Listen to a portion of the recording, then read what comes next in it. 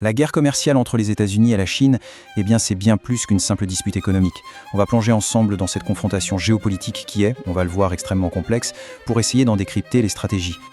Et oui, il faut bien le comprendre, il ne s'agit pas seulement d'une guerre commerciale. Comme le dit très bien cette citation, c'est une véritable arme diplomatique, une bataille au niveau stratégique où finalement, c'est l'avenir de la suprématie mondiale qui se joue. Alors pour commencer, regardons un peu la stratégie américaine. Pour bien saisir cet affrontement, il faut d'abord examiner leur outil principal, leur levier d'action, la pression économique maximale. L'arme numéro 1 de Washington, les droits de douane. Et on peut dire qu'ils n'y sont pas allés de main morte. Ils ont menacé de les augmenter jusqu'à un niveau incroyable de 157%. C'est juste énorme. L'idée, au fond, elle est assez simple. Mettre une pression économique colossale pour obliger la Chine à plier, à faire des concessions à la table des négociations. Sauf que cette approche très agressive a eu des conséquences assez inattendues, surtout à la maison. Ce coup de massue tarifaire a provoqué un retour de bâton vraiment spectaculaire aux États-Unis. Même le lauréat du prix Nobel, Paul Krugman, a parlé de 3 crimes majeurs. La hausse des prix pour les consommateurs, une incertitude économique généralisée et une grosse perte de crédibilité sur la scène mondiale. Et plus fou encore, le Sénat américain a carrément voté pour annuler la loi, avec des sénateurs du propre parti du président qui ont voté contre. Bon. Face à cette offensive, comment la Chine a-t-elle répliqué ? Eh bien, sa réponse a été très calculée, très patiente, et elle s'est jouée sur plusieurs fronts en même temps. Une vraie stratégie à long terme. Premier coup, et il est très malin. La Chine a visé directement une base électorale américaine cruciale. En tant que premier acheteur mondial de soja, qu'est-ce qu'elle fait ? Elle réduit tout simplement ses importations depuis les États-Unis à 0. Un coup direct porté aux agriculteurs américains.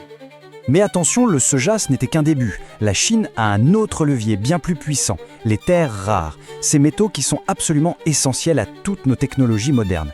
Et là, regardez les chiffres, la Chine domine plus de 70% de l'extraction et surtout plus de 90% du raffinage mondial. C'est un quasi-monopole. Et toute cette fermeté, elle est guidée par une philosophie bien précise, qu'on appelle l'esprit Lin Zexu. Ça vient d'un fonctionnaire qui avait résisté aux Britanniques pendant les guerres de l'opium. En gros, l'idée, c'est que l'intérêt national passe avant absolument tout le reste et qu'on ne cède jamais à la pression étrangère, peu importe le prix à payer. En fait, beaucoup d'observateurs pensent que la Chine se préparait à cet affrontement depuis des années. Comme le dit ce commentaire, après 6 ans passés à monter en puissance, elle a lancé une contre-attaque si forte que son adversaire en a eu le souffle coupé.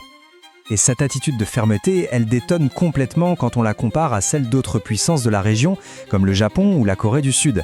Leur approche a été décrite, de façon assez peu flatteuse, comme étant adultrice et obséquieuse, cherchant à apaiser les États-Unis à tout prix.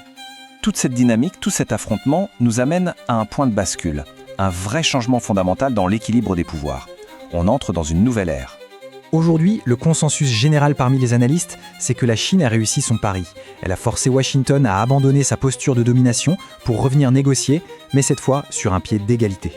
Ce nouvel équilibre, il a été affirmé de la manière la plus directe, disons-le, lors du sommet en Alaska.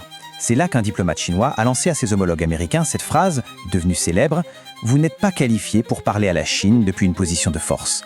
Une phrase qui, à elle seule, marque la fin d'une époque. Alors, où est-ce qu'on en est aujourd'hui ? Quel est le prochain coup sur cet immense échiquier géopolitique ? Ce à quoi on assiste en réalité, c'est au choc de 2 philosophies. D'un côté, on a l'approche du boxeur, qui envoie des coups de poing très puissants, comme les tarifs, pour chercher le chaos rapide et des gains politiques à court terme. Et de l'autre, on a la stratégie du maître de Go, qui place ses pions patiemment, sans bruit, pour un avantage stratégique sur le long, très long terme.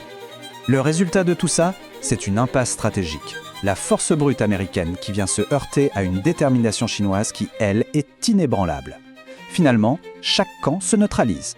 Et ça nous laisse avec cette question finale, une question qui pourrait bien définir tout le XXIe siècle. Dans cette grande partie, qui est le joueur et qui n'est que le pion sur l'échiquier ?